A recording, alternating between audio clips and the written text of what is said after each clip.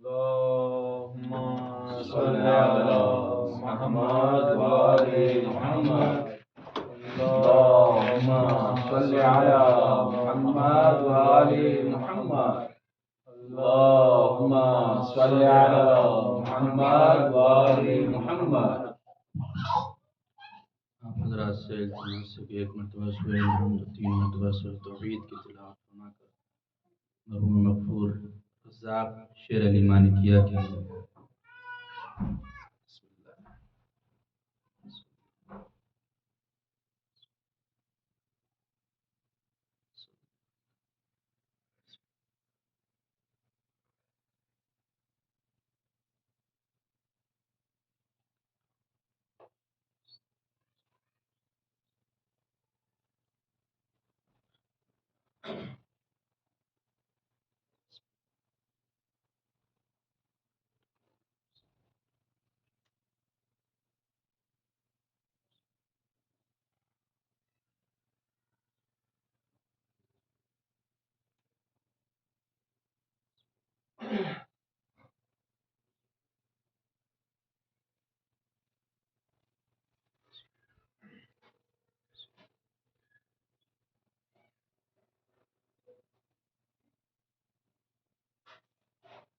لا حول ولا قوة إلا بالله العلي العظيم.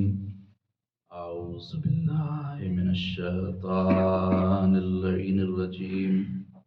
بسم الله الرحمن الرحيم. الحمد لله رب العالمين، والجنة للموحدين والمؤمنين، والنار للعاصين والملحدين والكافرين والمنافقين والمشركين. ثم الصلاة والسلام على أشرف الأنبياء والمرسلين الذي مولده بمكة وهجرته بطيبة، صاحب الوقار والسكينة المدفون بأرض مدينة، الذي سمع في السماء بأحمد وفي الأرض بأبي القاسم محمد. اللهم صل على محمد وآل محمد.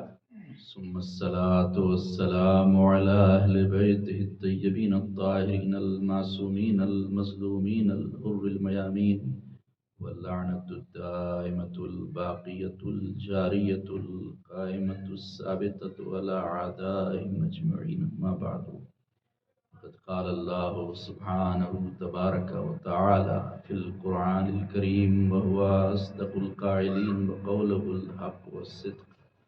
أعوذ بالله من الشيطان الرجيم. بسم الله الرحمن الرحيم. قل هو الله أحد. اللهم صل على محمد وآل محمد. حاضرین بزم ازا، ماتم داران و پرسا داران سید الشہداء، بطفیل چاردہ معصومین علیہ السلام، خصوصاً بتعید حضرت البتول بنت رسول معصوم عالم جناب فاطمہ زہرا سلام اللہ علیہا. اللهم صل على محمد وآل محمد. شب جمعہ ہے، دعائے شب جمعہ کو سبھی کے ساتھ تلاوت کرتے ہیں. بسم اللہ الرحمن الرحیم. الحمد لله من أول الدنيا إلى فنائها، ومن الآخرة إلى بقائها، والحمد لله على كل نعمة، وأستغفر الله من كل ذنب وأتوب إليه يا أرحم الراحمين. اللهم صل على محمد وآل محمد. شب جمعہ، شب رحمت، شب مغفرت، شب قبول کی دعا. اللہ کی بارگاہ میں دعا کرتے ہیں کہ پروردگار محمد و آل محمد کے صدقے میں ہمارے تمام گناہان کبیرہ اور صغیرہ کو معاف فرما، ہمارے والدین کے گناہوں کو معاف فرما، ہمارے والدین کو صحت و سلامتی کے ساتھ عمر طویل عطا فرما، اور جن کے والدین دنیا سے رخصت ہو گئے ہیں ان کی مغفرت فرما، ان کے درجات کو بلند فرما. بالخصوص مرحوم کے لیے آج مجلس منعقد کی گئی مرحوم رزاق شیخ علی ماں کیا، ان کی درجات کو جنت میں بلند فرما، ان کی برزخ کی منزلوں کو آسان فرما، ان کی قبر پر اپنی رحمتوں برکتوں کا نزول فرما۔ پروردگارا ہم میں جو لوگ پریشان حال ہیں ان کی پریشانیوں دکھ اور تکلیفوں کو دور فرما، جو لوگ مقروض ہیں ان کا قرضہ خزانے غیب سے عطا فرما، تمام امت مسلمہ کو اتحاد اتفاق و بھائی چارے اور محبت و پریم کے ساتھ رہنے کی توفیق عطا فرما۔ پروردگار فلسطین کے مظلوم لوگوں کی مدد فرما، ظالمین کو جہاں جہاں ظلم کر رہے ہیں اسرائیل اور تمام ظالمین کو نیست و نابود فرما، پرچم اسلام کو سر بلندی و شرف عطا فرما، پرچم کفر و نفاق کو سرنگوں فرما، دشمنان اسلام کو نیست و نابود فرما، ہم سب کو صراط مستقیم پر ثابت قدم رہنے کی توفیق عطا فرما، ہم سب کو زیارت جادہ معصومین نصیب فرما، آخرت میں شفاعت اہل بیت نصیب فرما۔ پروردگار ہمارے مولا و آقا ہمارے سید و سردار امام زمانہ کے ظہور میں تعجیل فرما، ہم سب کو اپنی مولا و آقا کے مخلص غلاموں میں شمار فرما۔ ربنا تقبل منا انک اللهم صل على محمد وآل محمد۔ انسان کی زندگی کا نجات کا دار و مدار اور انسانی زندگی اگر نجات کی خواہاں ہے تو دو چیزوں پر انحصار ہے اور دو چیزوں پر منحصر ہے انسان کی زندگی۔ پہلی چیز کہ جس کا نام ہے عقیدہ اور دوسری چیز ہے عمل۔ اگر انسان کا عقیدہ اچھا ہے اور انسان کا عمل اچھا ہے تو انسان نجات یافتہ ہو جائے گا۔ جس طرح آپ نے دیکھا ہوگا کہ جب لوگ فوٹو کھنچوانے لگتے ہیں تو یہ دو انگلی اوپر کرتے ہیں، یعنی اس کا مطلب ہوتا ہے وکٹری، یہ وہ وکٹری چاہتے ہیں۔ تو اسی طرح سے اگر انسان وکٹری چاہتا ہے تو ایک تو عقیدہ اچھا ہو اور عمل، یہ دو چیزیں ضروری ہیں کہ اگر عقیدہ انسان کا صحیح ہے اور انسان کا عمل صحیح ہے۔ لیکن ان دونوں چیزوں میں بھی عقیدے اور عمل میں جو زیادہ اہم ہے وہ ہے انسان کا عقیدہ، کہ اگر انسان دن بھر روزے رکھے اور رات بھر جاگ کے نماز پڑھے، غریبوں کو خیر و خیرات کرے اور بیماروں کے لیے اسپتال بنوا دے اور انسان پیاسوں کے لیے کنواں کھدوا دے اور طواف خانہ کعبہ کرتے ہوئے وہ شہید بھی ہو جائے، لیکن اگر اس کا عقیدہ صحیح نہ ہو تو وہ انسان جنت تک نہیں پہنچ سکتا، کیونکہ اس کا عقیدہ صحیح نہیں تھا۔ تو لہٰذا پہلی چیز ہے اسلام میں عقیدہ، کہ انسان اپنے عقیدے کو، اپنے ایمان کو، اپنے بیلیف کو، اپنے ٹرسٹ کو صحیح کرے، اور جب عقیدہ صحیح ہوگا تو جتنا بھی انسان عمل کرتا جائے گا وہ عمل فائدے مند ہوگا انسان کے لیے۔ تو اس کو اس طرح سے آپ سمجھیں کہ اسلام ایک پیڑ کی طرح ہے، ایک جھاڑ کی طرح ہے اسلام، کہ جس کا دو بھاگ ہے، جس کی دو حصہ ہے اس کا، ایک اس کا ہوتا ہے جڑ، روٹ اور مول، اور دوسری چیز ہوتی ہے شاخیں اور برانچ اور اس کی ڈالیں۔ تو اگر کوئی پیڑ آپ دیکھیں اور اس پیڑ کی جو شاخ پر پتا ہے وہ پیلا ہوتا جا رہا ہے اور پتا اس جھاڑ پر سے ایک ایک کر کے زمین پر گرنے لگا ہے اور وہ پیڑ بالکل مرجھا گیا ہے اور سوکھ گیا ہے، جبکہ پانی روز ڈالا جا رہا ہے اس کے پتوں کے اوپر، اس کی ڈالوں کے اوپر، تو آپ کہیں گے کہ یہ تو بے وقوفی ہے کہ اگر پتا سوکھ رہا ہے، اگر جو پیڑ ہے وہ مرجھا رہا ہے تو پانی ڈالوں پر ڈالنے کی ضرورت نہیں ہے۔ پانی کو کہاں ڈالنا ہوگا؟ پانی کو جڑ میں ڈالنا ہوگا، پانی کو روٹ میں ڈالنا ہوگا، پانی کو مول میں ڈالنا ہوگا، اور صرف پانی نہیں بلکہ سن لائٹ بھی ضروری ہے، صحیح اور شفاف ہوا بھی ضروری ہے، اور ساتھ ہی ساتھ اس میں کھاد بھی ضروری ہے۔ جب یہ ساری چیزیں جڑ میں ڈالی جاتی ہیں تو خود بخود اس پیڑ کی جو ڈالیں ہیں وہ لہلہانے لگیں گی، وہ ہری بھری ہو جائیں گی، اور پیڑ میں جو پتے ہیں وہ بھی ہرے ہو جائیں گے۔ تو اسی طریقے سے اگر آپ کسی شخص کو دیکھیں کہ وہ نماز سے دور ہے، روزے سے دور ہے، دین سے دور ہے، تو اس کو نماز اور روزے کو سکھانے کی ضرورت نہیں ہے کہ اس کو نماز سکھائیں، اس کو روزہ سکھائیں، بلکہ یہ دیکھنا ہوگا کہ اگر وہ نماز، روزے اور حج و زکوٰۃ سے دور ہے، کیونکہ یہ سب ڈالیں ہیں، تو خرابی ہے اس کی جڑ میں، تو اس کے عقیدے میں کمی ہوگی، اس کے عقیدے میں خرابی ہوگی۔ جب آدمی کا عقیدہ صحیح نہیں ہوگا، عقیدہ بیلیف صحیح نہیں ہوگا خدا کی ذات پر، تو خود بخود جو جھاڑ ہے، جو عمل ہے، وہ انسان کا خراب ہو جائے گا۔ تو عقیدے کو ہی دوسرے لفظوں میں کہتے ہیں اصول دین، اور عمل کو دوسرے لفظوں میں کہتے ہیں فروع دین۔ تو یہ دو ہی چیزیں ہیں ہمارے دین، جس دین کو ہم مانتے ہیں اس میں دو ہی چیزیں ہیں، یا تو اصول دین ہے اور یا فروع دین۔ اصول دین جو جڑیں ہیں دین کی، وہ 5 قرار دی گئی ہیں: توحید، عدل، نبوت، امامت اور قیامت۔ اور اس کے بعد جو فروع دین ہے، جو ڈالے ہیں، وہ 10 ہیں: نماز، روزہ اور یہ ساری چیزیں ہیں جو 10 تک ہیں۔ اور ان دونوں چیزوں میں جو اہم چیز قرار دی گئی، جس کو ہم نے عرض کیا کہ وہ ہے اصول دین، کہ اگر کسی کا اصول دین مضبوط ہو جائے تو فروع دین خود بخود انسان کا صحیح ہو جائے گا۔ لہٰذا ہم نے ارادہ کیا کہ انشاءاللہ آپ سے ہر شب جمعہ کو آپ کی خدمت میں اصول دین کے اوپر پہلے ہم بیان کریں گے ایک ایک کر کے، اور اس کے بعد فروع دین۔ اور اس سلسلے میں کسی کا بھی کوئی سوال ہو تو مجلس کے بعد وہ ضرور سوال کرے، اس لیے کہ سوال کریں گے تو اس سے علم حاصل ہوگا، اور جو بھی کنفیوژن ہے اس کو دور کیا جائے۔ تو اصول دین 5 ہیں ہمارے یہاں۔ ان 5 اصول دین میں جو توحید، عدل، نبوت، امامت اور قیامت ہے، ان 5 میں بھی جو سب سے اہم ہے اور سب سے ضروری ہے جس کو سمجھنا، وہ ہے توحید پروردگار۔ حالانکہ عام طور پر اس کا ذکر نہیں ہوتا ہے توحید کا، کیونکہ ایک بہت ڈرائی ٹاپک سمجھا جاتا ہے، اور اس میں لیکن انشاءاللہ میری کوشش رہے گی کہ اس طریقے سے آپ کے سامنے بیان کروں، آسان کر کے، کہ اس میں ڈرائی نہ رہے اور آپ اس سے محظوظ ہوں۔ تو اس 5 چیزوں کا جو دار و مدار ہے نا اصول دین میں، وہ توحید کے اوپر ہے۔ کیونکہ اگر توحید کو انسان صحیح مان لے گا تو پھر انسان عدل کو بھی سمجھے گا، پھر نبوت کو سمجھے گا، پھر امامت کو، اور پھر آخر میں قیامت اور ڈے آف ججمنٹ کو انسان صحیح سمجھ پائے گا اگر توحید کو صحیح طور سے سمجھ لے۔ اور اسی لیے مولا کائنات نے نہج البلاغہ میں جو خطبہ ہے، پہلا ہی خطبہ ہے اس مولا کا، پہلا ہی جملہ یہ ہے کہ اول الدین معرفتہ، یعنی دین میں سب سے پہلی چیز ہے خدا کی معرفت۔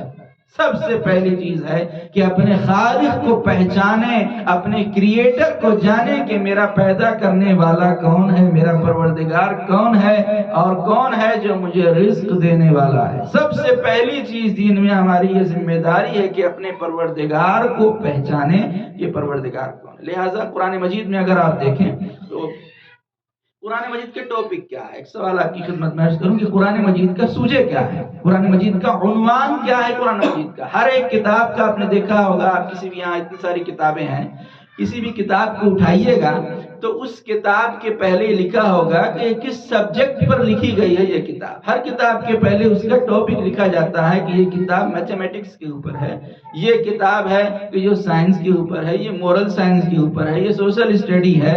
ہر ایک کتاب، یہ فزکس ہے، یہ کیمسٹری ہے، یہ بایولوجی ہے، ہر ایک کتاب کا کوئی نہ کوئی ٹاپک ہوتا ہے۔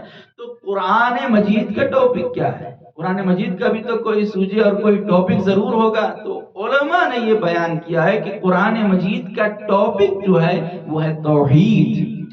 قرآن مجید کا ٹاپک ہے توحید، اور اسی لیے قرآن مجید میں 53 آیتیں ہیں جو توحید کو بیان کر رہی ہیں۔ سیکان قرآن تقریباً 53 آیت سے ہیں جو قرآن مجید میں توحید کو، اور اللہ کا جو لفظ ہے، اللہ لفظ 2700 مرتبہ قرآن مجید کے اندر آیا ہے۔ 2700 مرتبہ اللہ کا لفظ قرآن مجید کے اندر آیا۔ اور اس سورہ جس کو تلاوت کرنے کا شرف حاصل کیا، اس سورہ قرآن مجید کا 112واں سورہ ہے، سورہ توحید، اس کا نام ہی سورہ توحید ہے۔ اور اس کی شان نزول میں ملتا ہے کہ جب اہل کتاب نے رسول خدا سے، ہمارے نبی سے پوچھا کہ بتائیے کہ خدا کیسا ہے، اس کی صفات کیا ہیں، وہ کس طرح کا ہے، تو یہ سورہ توحید نازل ہوا۔ اور اس سورہ توحید میں سے تو آیتیں بہت سی توحید کے اوپر قرآن مجید میں ہیں، لیکن اس سورہ توحید میں ایسا واضح بیان ہے توحید خدا کا جیسا کہیں اور نہیں ملتا۔ ایسا واضح بیان اس سورہ کے اندر کیا گیا ہے۔ اور اس سورہ میں ارشاد ہوا اللہ کا کہ میرے نبی آپ کہہ دیجئے قل هو، یہ لوگ پوچھ رہے ہیں کہ خدا کیسا ہے، خدا کی صفات کیا ہے، تو آپ کہہ دیجئے کہ قل هو اللہ احد۔ اے میرے نبی آپ کہہ دیجئے، قل سے یہ سورہ شروع ہو رہا ہے، قل سے۔ قرآن مجید میں کتنے سورے ہیں کہ جو کل سے شروع ہو رہے ہیں؟ بتائیے کتنے سورے ہیں قرآن مجید کے اندر جو کل سے شروع ہو رہے ہیں؟ تو آپ سب کہیں گے چار ہی سورے ہیں جو کل سے شروع ہو رہے ہیں، قل واللہ احد، قل اعوذ برب الناس، قل اعوذ برب الفلق اور قل یا ایھا الکافرون، جبکہ یہ رانگ آنسر ہے، یہ جواب غلط ہے۔ 4 سورے نہیں ہیں قرآن مجید کے اندر کہ 4 قل آپ کہتے ہیں، قرآن مجید کے اندر 5 سورے ہیں جو قل سے شروع ہو رہے ہیں، یہ 4 سورے اور پھر سورہ جن بھی قل سے شروع ہو رہا ہے۔ تو 5 سورے ہیں قرآن مجید کے اندر جو قل سے۔ تو اس سورے کی سب سے پہلے آپ دیکھیں کہ فضائل کتنے ہیں، ایسے فضائل ہیں اس سورے کے کہ سورہ قل واللہ کے لیے ملتا ہے کہ جو شخص نماز میں سورہ توحید، اس سورے کا نام ہی ہے سورہ توحید، کیونکہ توحید خدا کا بیان ہو رہا ہے اس سورے میں۔ تو جو نماز میں سورہ توحید کی تلاوت کرتا ہے، اللہ اس کے سارے گناہوں کو معاف کر دیتا ہے، اس کے والدین کے گناہوں کو معاف کر دیتا ہے، اس کے رشتہ داروں کے گناہوں کو اللہ معاف کر دیتا ہے، اور اس شخص کی طرف خدا نظر رحمت کرتا ہے کہ جو اس سورے کی تلاوت کرتا ہے۔ اور پھر ملتا ہے کہ جو سورہ توحید کی تلاوت کرتا ہے تو حور العین کے ساتھ اللہ اس کی شادی کرے گا کہ جو اس سورے کی تلاوت کرتا ہے۔ اور پھر ملتا ہے کہ اس سورے کی تلاوت، یعنی کوئی سورہ توحید کی اگر ایک مرتبہ کوئی سورہ توحید کی، سورہ قل اللہ کی تلاوت کرتا ہے تو اس کو 1/3 قرآن ختم کرنے کا ثواب ملتا ہے۔ یہ کتنا بڑا ثواب ہے۔ اور اگر کوئی 2 مرتبہ سورہ توحید کی تلاوت کرتا ہے تو اس کو قرآن کے 2 حصے ختم کرنے کا ثواب ملتا ہے۔ اور اگر کوئی 3 مرتبہ سورہ توحید کی تلاوت کر لے تو اس کو پورے قرآن ختم کرنے کا ثواب ملتا ہے۔ اسی لیے ہم مرحوم کے لیے جب سورہ فاتحہ پڑھتے ہیں تو 3 مرتبہ سورہ قل واللہ کی بھی تلاوت کر دیتے ہیں تاکہ پورے قرآن کا ثواب مرحوم کو مل جائے۔ تو آپ سوچیں کہ یہ سورہ کہ 3 مرتبہ صرف اس سورے کی تلاوت کر لیں تو پورے قرآن کی تلاوت کا ثواب۔ یہاں تک آئے ہیں تو ایک بہت ہی خوبصورت حدیث ہمارے نبی حضرت محمد مصطفیٰ صلی اللہ علیہ وسلم،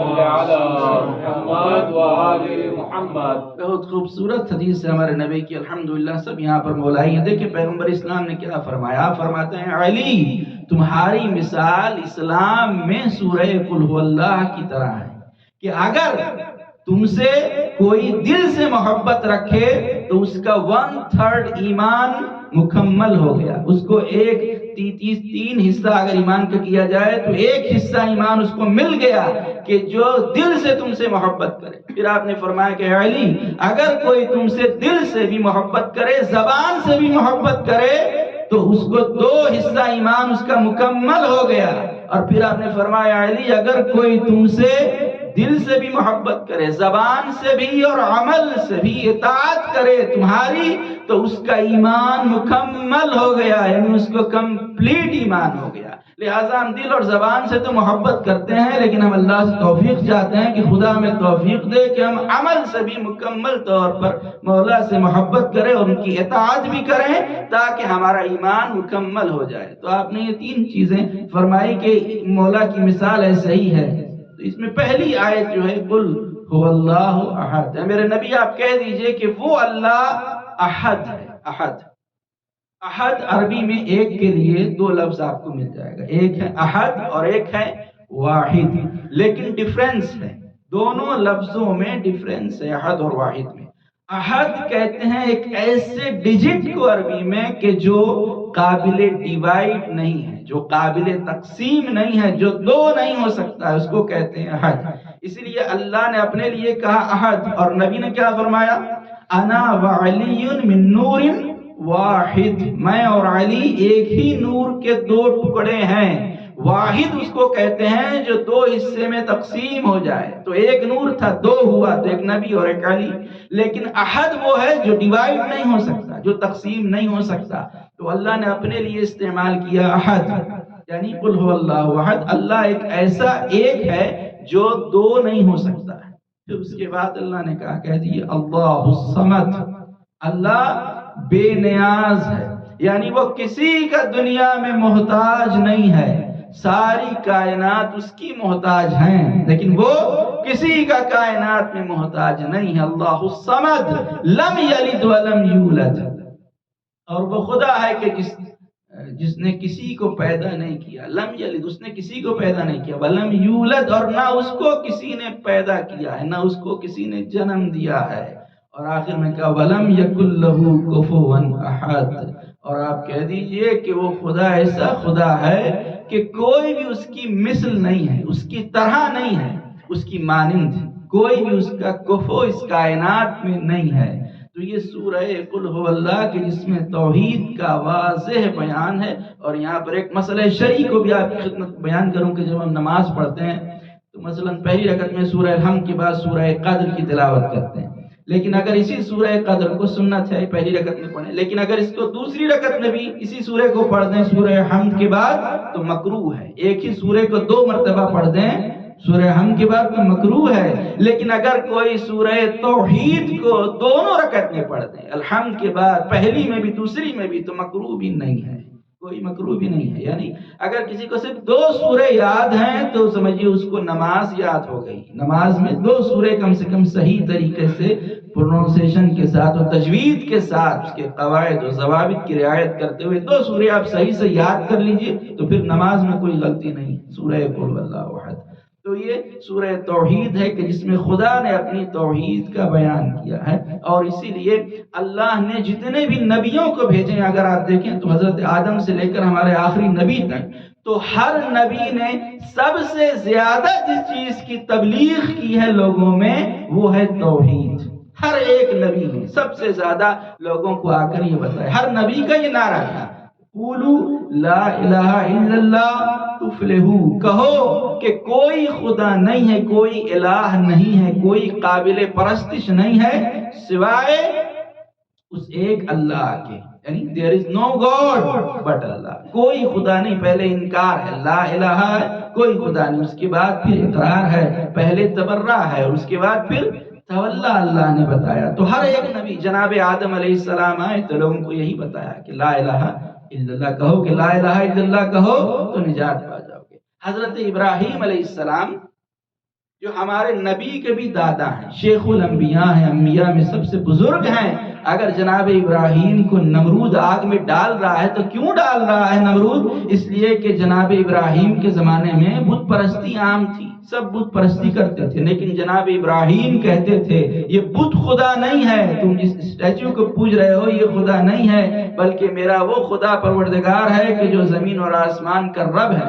اور اسی لیے جناب ابراہیم کو آگ میں ڈالا گیا کیونکہ وہ کہہ رہے تھے کہ خدا ایک ہے۔ حضرت موسیٰ علیہ السلام دربار فرعون میں گئے ہیں اور فرعون کو انہوں نے کیوں فرعون کے ساتھ مقابلہ کیا جناب موسیٰ نے؟ اس لیے کہ فرعون کہہ رہا تھا کہ انا ربکم الاعلی، میں سب سے بڑا خدا ہوں۔ فرعون یہ نہیں کہہ رہا تھا کہ میں خدا ہوں، بلکہ کہہ رہا تھا کہ میں سب سے بڑا خدا ہوں۔ تو جناب موسیٰ نے کہا کہ تم بڑے خدا نہیں ہو بلکہ میرا پروردگار ہے جو سب سے بڑا خدا ہے۔ اور اس لیے جناب موسیٰ نے فرعون کے اپوز ہوئے اور فرعون کے ساتھ جو مقابلہ ہوا اسی لیے کہ وہ اپنے آپ کو خدا کہہ رہا تھا، خدائی کا انکار کر رہا تھا۔ اور اس کے بعد آپ ہمارے آخری نبی کو بھی اگر دیکھ لیں تو آپ نے فاران کی چوٹی سے جب سب سے پہلے اعلان کیا تو کس چیز کا اعلان کیا جانتے ہیں؟ ہمارے نبی نے یہی کہا قولوا لا الہ الا اللہ تفلحوا، اے لوگوں کہو لا الہ الا اللہ تو نجات پا جاؤ گے۔ یہ ابو جہل جو ہمارے نبی کا دشمن بن گیا، یہ کیوں دشمن بن گیا؟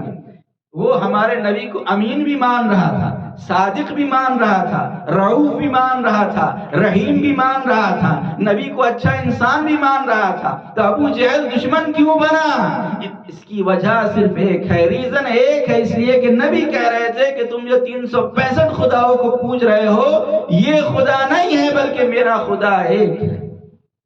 اسی لیے ابو جہل دشمن بن گیا کہ یہ ابو جہل کے خداؤں کو برا کہہ رہے تھے ہمارے نبی کہ تم جو بتوں کی پوجا کر رہے ہو یہ صحیح نہیں ہے، اور اسی لیے وہ دشمن بن گیا اور کہنے لگا کہ ہمارے آبا و اجداد، وہ لوگ تو یہ کہتے تھے کہ ہمارے آبا و اجداد جب ہمارے فور فادرز اس کی پوجا کرتے تھے تو آج ہم کیسے اپنے خداؤں کو چھوڑ دیں؟ ہم تمہارے خدا کی پوجا نہیں کریں گے، اپنے ایک خدا کو مانتے ہیں۔ تو ہمارے نبی نے بھی سب سے زیادہ توحید کی تبلیغ کی. اور پھر جب ہمارے آخری امام کو ظہور فرمائیں گے تو آپ جانتے ہیں امام کے ہاتھوں میں ایک پرچم ہوگا اور اس پر لکھا ہوگا البیعۃ للہ، یعنی بیعت خدا کے لیے ہے. لوگ آ کر امام کے ہاتھ پر بیعت کریں گے لیکن وہ بیعت ہوگی خدا کے لیے. لہٰذا امام کے ہاتھوں میں بھی پرچم توحید ہوگا. آج آپ دنیا میں دیکھیں تو منکرین خدا کی کثرت ہے، بہت زیادہ منکرین خدا ہے. 500 ملین سے 750 ملین منکرین خدا ہیں، ایتھیسٹ ہیں دنیا میں، دہریہ ہیں جو خدا میں بلیو نہیں کرتے کہ کوئی خدا نہیں ہے.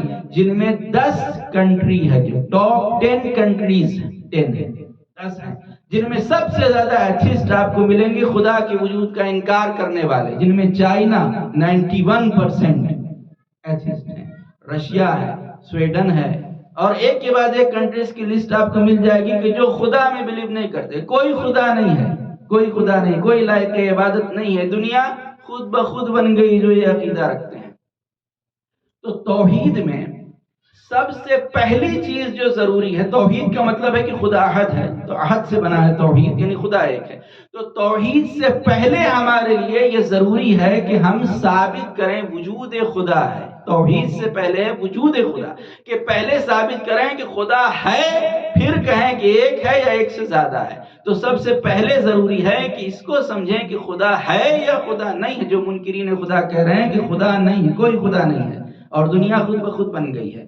تو سب کے لیے، جتنے بھی لوگ مومن ہیں، اللہ پر ایمان رکھتے ہیں، ہم سب کے لیے ضروری ہے کہ سب سے پہلے وجود خدا کو ثابت کریں کہ خدا ہے. اور ہر انسان کے لیے خود دلیل ہونا چاہیے. اگر آپ سے کوئی سوال کرے کہ آپ خدا کو ایک مانتے ہیں، خدا کو مانتے ہیں، خدا ہے یا نہیں، آپ کے پاس کیا دلیل ہے کہ خدا ہے؟ تو ہمارے پاس دلیل ہونا چاہیے. ہمارے آخری نبی کے زمانے میں بس ایک واقعہ عرض کر کے اپنی بات کو تمام کروں کہ جب ہمارے آخری نبی گزر رہے تھے اور ایک بڑھیا کے پاس سے گزرے، ایک ضعیفہ دیکھا بیٹھی ہوئی ہے اور وہ چرخہ چلا رہی ہے. آپ نے دیکھا کہ چرخہ چلا رہی ہے اور خدا کی حمد بھی کر رہی ہے، خدا کی تعریف بھی کر رہی ہے. تو آپ نے اس سے پوچھا کہ تم جو خدا کو مانتی ہو، حل الدلیل علی وجود الباری، کیا خدا کے وجود پر کہ خدا ہے اس کے لیے تمہارے پاس کوئی دلیل ہے، کوئی پروف ہے، کوئی ثبوت ہے؟ تو دیکھیے کہ اس نے کیسی دلیل دی. ضعیفہ نے کہا کہ ہاں اللہ کے نبی، میرے پاس دلیل ہے، میرے پاس ثبوت ہے کہ خدا ہے، اور وہ دلیل یہ چرخہ ہے، یہ چھوٹا سا چرخہ. جب میں چلاتی ہوں تو چلتا ہے، جب روکتی ہوں تو یہ چرخہ رک جاتا ہے، جب ہاتھ روکتی ہوں تو چرخہ رک جاتا ہے. تو جب ایک چھوٹا سا چرخہ میرے چلائے بغیر نہیں چل سکتا تو یہ پوری کائنات کسی خدا کے چلائے بغیر کیسے چل سکتی ہے؟ لہٰذا یہ چرخہ میرے پاس دلیل ہے خدا کے وجود.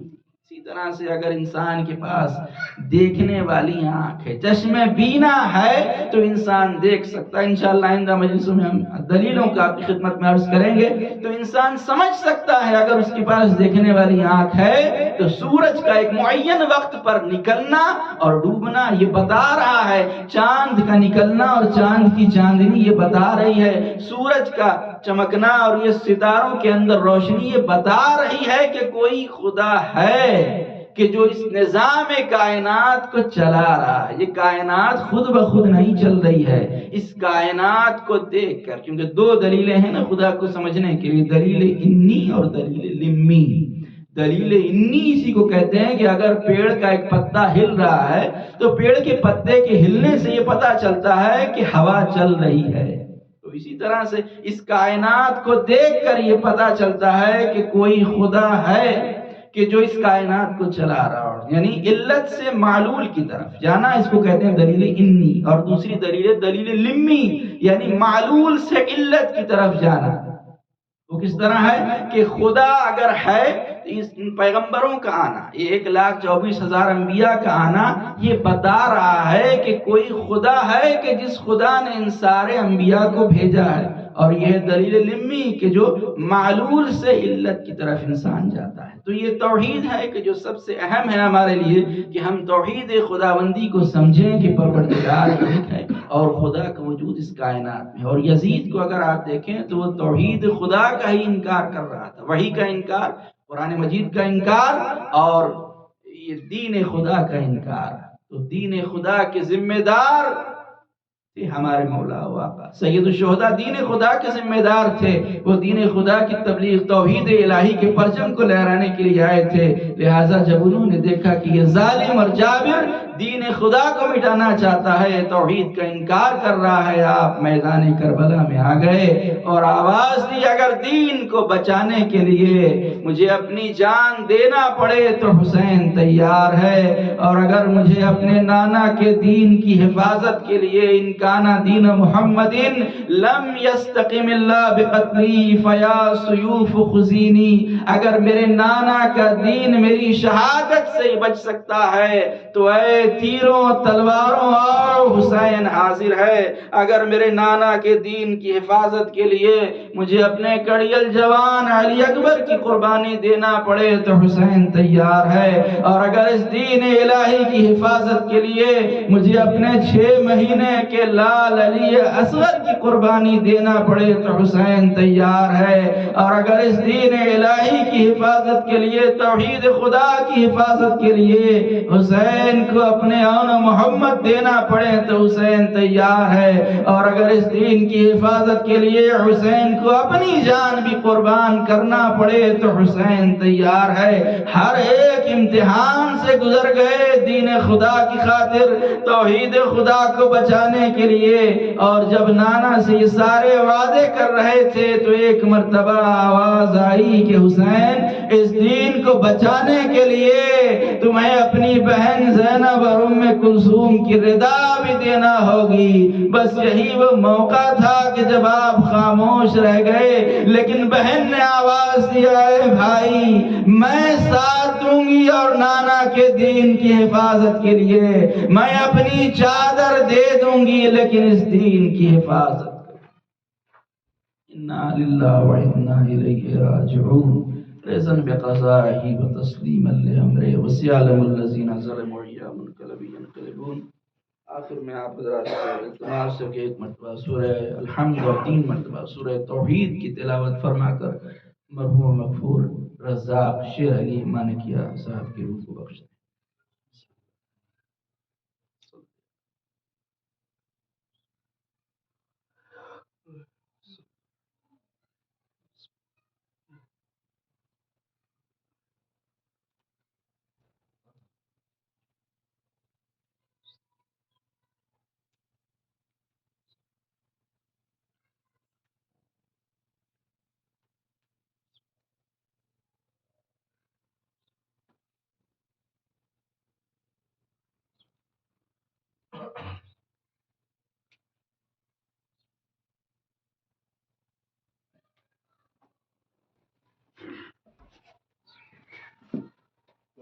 حسین